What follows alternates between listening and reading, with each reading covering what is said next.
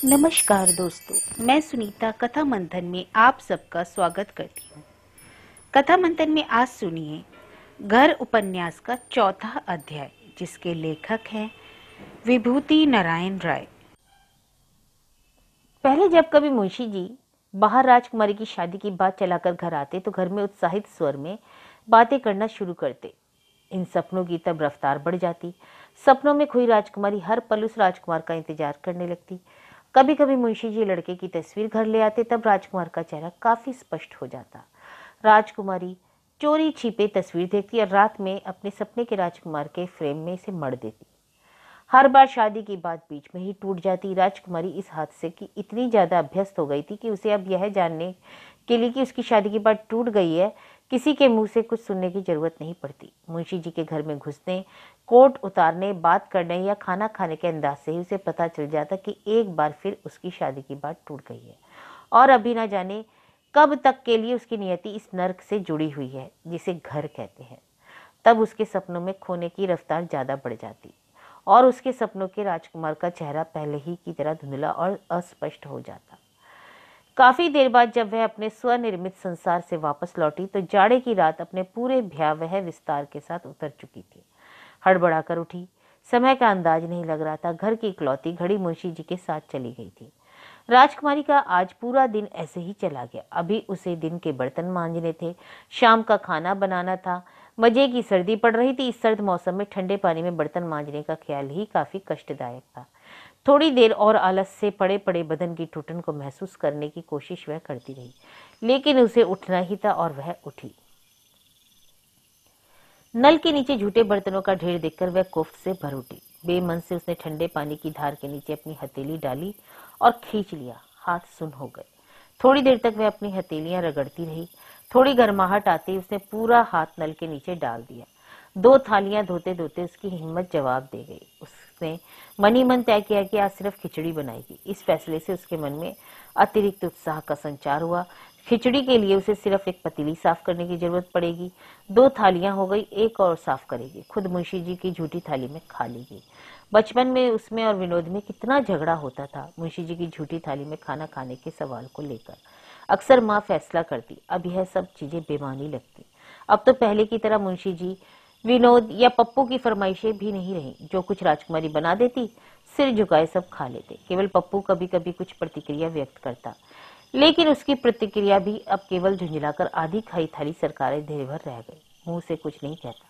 राजकुमारी कितना तरसती है कि पहले की तरह मुंशी जी सब्जी या दाल में नमक ज्यादा होने पर चुहल करे, विनोद या पप्पू मनपसंद खाना ना बनाने पर उससे झगड़े। राजकुमारी जब तक दूसरे दिन उसका मनपसंद खाना ना बना दे, तब तक गुस्सा उसकी नाक पर भिनकता रहे।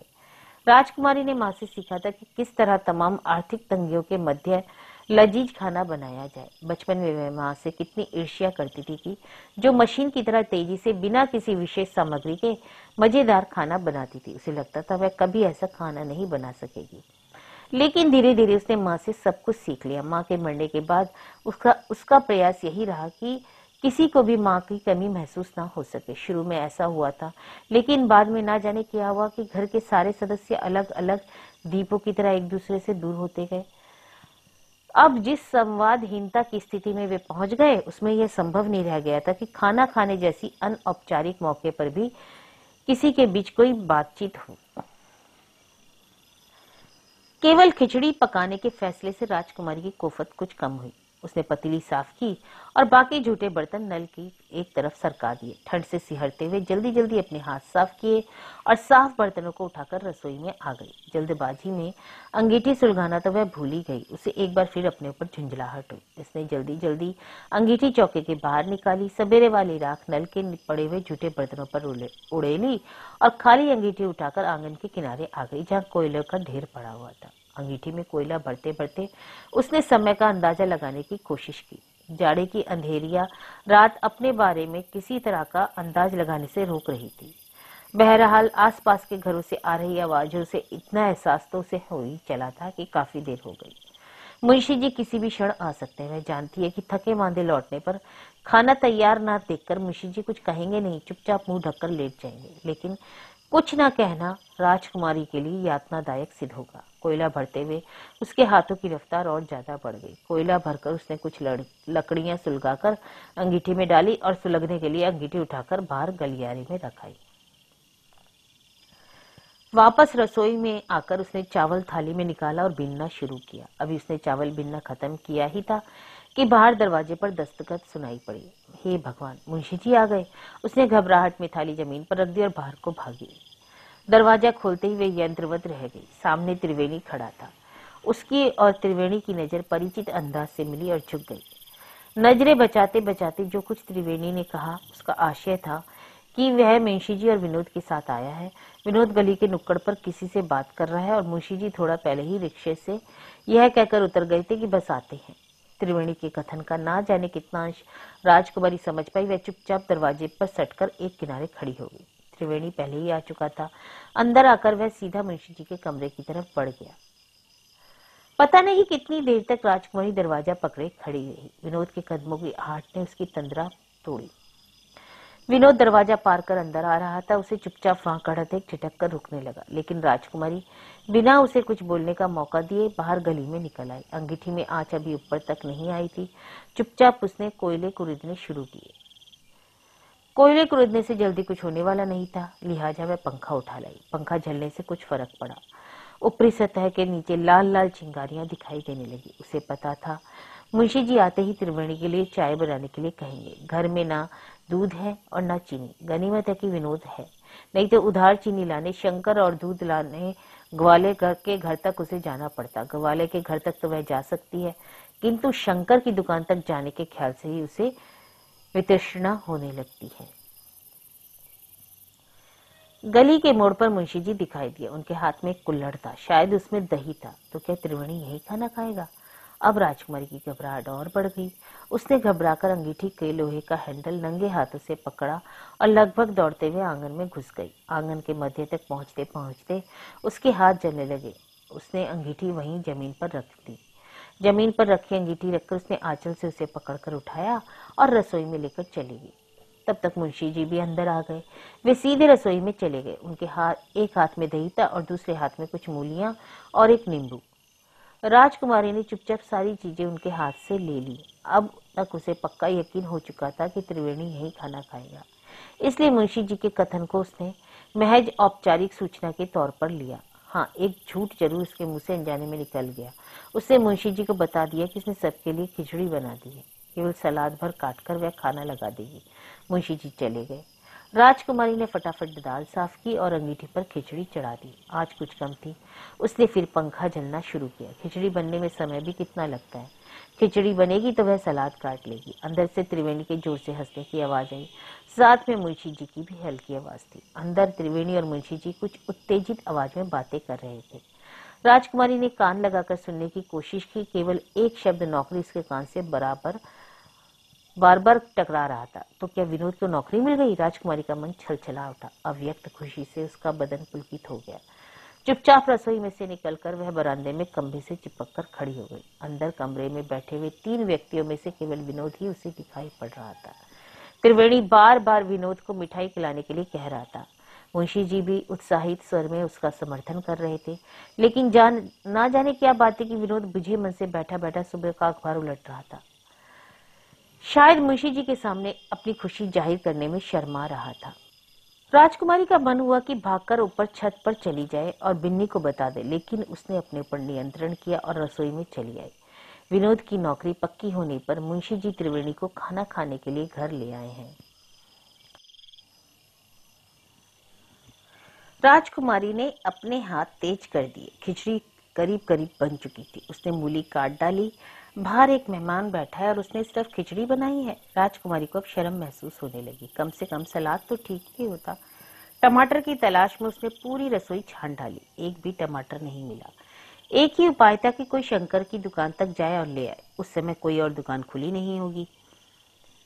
शंकर की दुकान और घर एक ही होने से किसी भी वक्त कोई सामान लिया जा सकता था। राजकुमारी बाहर निकलकर बरामदे में आ गई। विनोद कमरे में सिर झुकाए बैठा दिखाई दे रहा था। उसने उसे हाथ से इशारा किया, लेकिन विनोद चुपचाप अखबार के पन्ने में नजर डाले बैठा रहा। विनोद का ध्यान आकर्षित करने के लिए उसने कई तरह के उपाय किए।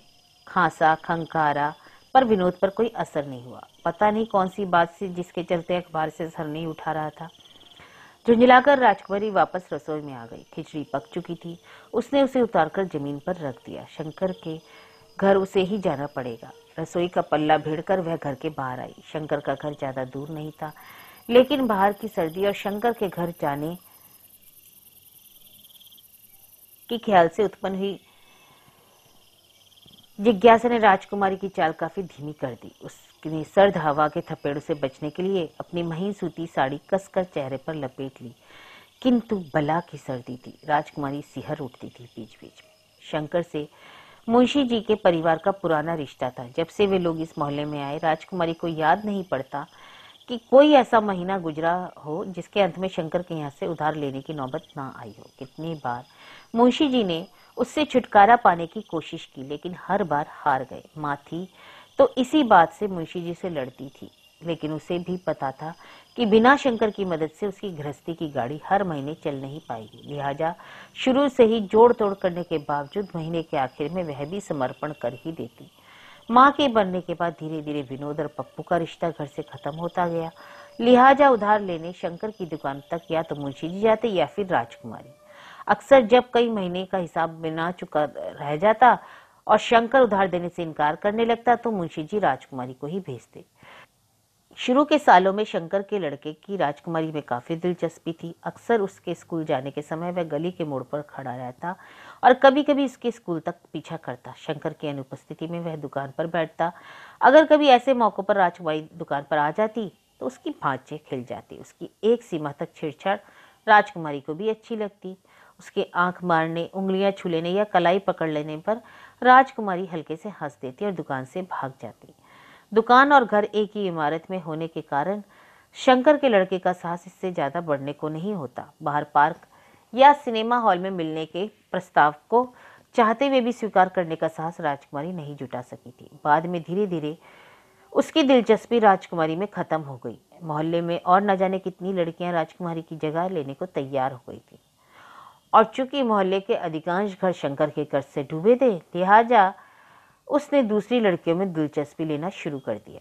शंकर अपनी दुकान में तख्ते पर रजाई ओढ़े बैठा था। दरअसल उसके घर का बाहर वाला कमरा ही उसकी दुकान थी, जिसमें वह रोजमर्रा की जरूरत की हर चीज रखता था। दुकान का एक पल्ला खुला था। अंदर एक मध्यम सी लालटेन जल रही थी। राजकुमारी खुले पल्ले से अंदर घुसी। शंकर ऊँघ रहा था। उसने दो एक बार आंख मिचमिचाई और चैतन्य होकर राजकुमारी को देखने लगा। उसकी आंखों में राजकुमारी को देखते ही चमक आ गई, और यह चमक राजकुमारी के मन में भय और घृणा उत्पन्न करती थी। घर से कोई आवाज नहीं आ रही थी। लगता था सब बाहर गए हैं या फिर सो गए। राजकुमारी की घबराहट बढ़ गई। उसने बड़ी मुश्किल से टमाटर की टोकरी की तरफ इशारा किया। उसके मुंह से एक पाव निकला। टमाटर तोलते समय भी शंकर की आंखों में चमक थी। उसका ध्यान टमाटर पे कम, राजकुमारी पर ज्यादा था। उसने टमाटर देते समय राजकुमारी की तरफ हाथ बढ़ाया। राजकुमारी झूला लाना भूल गई थी। हड़बड़ाहट में उसने साड़ी का पल्लू आगे कर दिया, जिसके कारण कि शंकर के हाथ राजकुमारी को छू गए। छिटक करके राजकुमारी एकदम से धूप पीछे हटी और भागने को हुई तो पल्लू से टमाटर गिरते गिरते बचे। शंकर ने एकदम से रजाई पीछे फेंकी और उसके ऊपर झपटने की कोशिश की, लेकिन तब तक राजकुमारी खुले पल्ले से भाग चुकी थी। चारों तरफ सन्नाटा था, इसलिए किसी ने देखा नहीं। फिर भी कोई देख न ले, इस भय से राजकुमारी के पांव जकड़ गए। उसने रुककर अपने अस्त व्यस्त कपड़े ठीक किए और तेज सांसों पर काबू करते हुए लंबे लंबे ढक भरते हुए वह घर का रास्ता तय किया। मुंशी जी लगता है उसी को तलाश कर रहे थे, क्योंकि जब वह पहुंची तो वे रसोई में झांक कर वापस आ रहे थे। उसे आता देखकर ठिठक कर खड़े हो गए और उनके चेहरे पर वही दोपहर वाला भाव क्षण भर पर आ गया। इसी राजकुमारी ने टमाटर हाथ में ले लिए थे। टमाटर उसके हाथों में देखकर उनका चेहरा कोमल हो गया और वे अंदर चले गए। राजकुमारी ने खिचड़ी को छूकर देखा, ठंडी हो गई थी। अंगीठी अभी भुजी नहीं थी। उसने फिर से खिचड़ी उस पर चढ़ा दी। इस बीच उसने मूली और टमाटर धोकर सलाद काट डाला। शंकर वाला प्रसंग अभी ताजा था, पर वह उससे अब तक मुक्त हो चुकी थी। इतनी बार अब उसे इस तरह का अनुभव हुआ कि अब ज्यादा देर वह दिमाग पर तनाव नहीं लेती थी। खिचड़ी उतारकर उसने थालियों में परोसा। कटोरियों में दही निकाली और थालियों के एक किनारे सलाद लगा दी। फिर वह उठकर बाहर गई, विनोद को बुला लाई। हालांकि विनोद अभी भी अनमना था, लेकिन इस बार राजकुमारी की धृष्टता बढ़ गई थी और वह उसकी तरफ देखने लगी कि विनोद को उठना ही पड़ा। विनोद पहले पानी ले गया। कमरे में एक मेज पड़ी थी जिसे कुछ दिनों तक पढ़ने के लिए इस्तेमाल करता था। अब वह सामान और गंदे कपड़े वगैरह रखने का स्टैंड बन गई थी।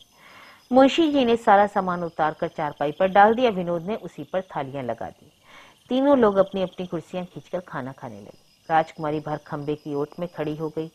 इस बार त्रिवेणी सामने बैठा दिखाई दे रहा था। मुंशी जी ने खिचड़ी बनने की कुछ सफाई देनी चाहिए, लेकिन त्रिवेणी के कुछ औपचारिक शब्दों से उनका बोलना बंद हो गया। राजकुमारी चुपचाप त्रिवेणी को खाना खाते देखती रही। त्रिवेणी उसका बाल सकाता, तहसीलदार साहब की खोटी से पिछवाड़े, आम के बगीचे में उसके साथ बिताए क्षण उसे अभी तक याद थे। वर्षों बाद त्रिवेणी ने जब फिर से मुंशी जी के घर आना शुरू किया था, तो झिझक की एक अनचाही दीवार दोनों के बीच आ गई थी। दोनों की नजरें एक दूसरे से मिलती और झुक जाती। पता नहीं क्या था, चाहते हुए भी दोनों एक दूसरे से बात नहीं कर पाते।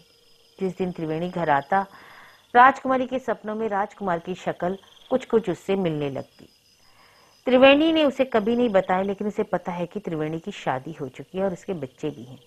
इसके बावजूद त्रिवेणी उसके सपनों में सबसे ज्यादा टिकने वाला राजकुमार रहा है और रहेगा। मुंशी जी खाना खत्म करके उठ गए थे और हाथ धोने बाहर आने लगे। राजकुमारी तेजी से अंदर रसोई की तरफ सरक गई। तीनों ने बाहर आंगन में बारी बारी से हाथ धोए। विनोद थालियां उठाकर बाहर रख गया। थोड़ी देर तक और वे कमरे में बैठे और उसके बाद त्रिवेणी उठकर बाहर जाने लगा। शायद मुंशी जी ने कहा था, विनोद त्रिवेणी को छोड़ने के लिए उसके साथ साथ बाहर निकल आया। मुंशी जी वापस कमरे में आकर चारपाई पर लेट गए। शायद बुरी तरह थक गए थे, सवेरे से ही जो दौड़ रहे थे। राजकुमारी ने झांक कर अंदर देखा। वे एक हाथ आंखों पर रखे रोशनी से बचने का प्रयास करते हुए लेटे हुए थे। राजकुमारी ने पतीली में झांक कर देखा, थोड़ी सी खिचड़ी और बची थी। उसने उसे ढककर एक तरफ रख दिया। पप्पू आएगा तो खा लेगा। खुद टमाटर के बचे कुछ टुकड़ों में से एक आध उठाकर खाने लगी। अच्छा हुआ किसी ने कुछ मांगा नहीं। वैसे मुंशी जी और विनोद तो मांगते नहीं। त्रिवेणी कुछ मांगना बैठे, इसलिए मुंशी जी जल्दी जल्दी खाकर उठ गए थे और त्रिवेणी के खाना खत्म करने की प्रतीक्षा किए बिना बाहर हाथ धोने निकल आए थे। खत्म हुआ राजकुमारी के लिए यह दिन, जो कितना मायने रखता था। विनोद को नौकरी मिलने की बात पूरे परिवार के लिए महत्वपूर्ण थी और आज उसके लिए एक नया अनुभव भी था। विनोद को नौकरी में ऐसी बहुत सी संभावनाएं थी जिनके बारे में पूरी रात सोचा जा सकता था, और राजकुमारी तन और मन दोनों से बुरी तरह थक चुकी थी, इसलिए अब कुछ भी न सोचकर चुपचाप लेटना चाहती थी। लेकिन पप्पू अभी तक आया नहीं था, इसलिए सोना निरर्थक था, क्योंकि उसके लिए फिर से दरवाजा खोलने के लिए जागना पड़ता है। सोते में से जगने में उसे बड़ी चिढ़ होती है, इसलिए वह सिर्फ लेटना चाहती है। वह लेटे लेटे पप्पू का इंतजार करने लगी। उसने शाम के अपने अनुभव को महसूस करने की कोशिश की, जो अब कुछ धुंधला सा लग रहा था। ऐसा लग ही नहीं रहा था कि अभी कुछ घंटे पहले वह अभी किसी बड़े अनुभव से होकर गुजरी हो। उसने करवट बदली। पप्पू को न जाने क्या हो गया। लड़का सुबह से न जाने कहाँ कहाँ मारा मारा फिरता है। दोपहर में सिर्फ खाना खाने आया था। राजकुमारी का मन पप्पू के लिए बहुत उदास हो गया। उसे लगा कि घर के अलग थलग द्वीपों में बढ़ जाने के कारण सबसे ज्यादा नुकसान पप्पू का हुआ है। राजकुमारी ने सब कुछ भूल जाने की कोशिश की। इस घर में दुख से छुटकारा पाने का सबसे अच्छा उपाय था सब कुछ भूल जाना। धीरे भर की थकी राजकुमारी के लिए भूलना इतना मुश्किल नहीं था। धीरे धीरे पप्पू, विनोद, मुंशी जी, त्रिवेणी, सुरेंद्र, सबकी आकृतियां एक दूसरे से गडमट होकर धुंधली पड़ने लगी और नींद के खिलाफ संघर्ष करती हुई राजकुमारी ऊँघने लगी।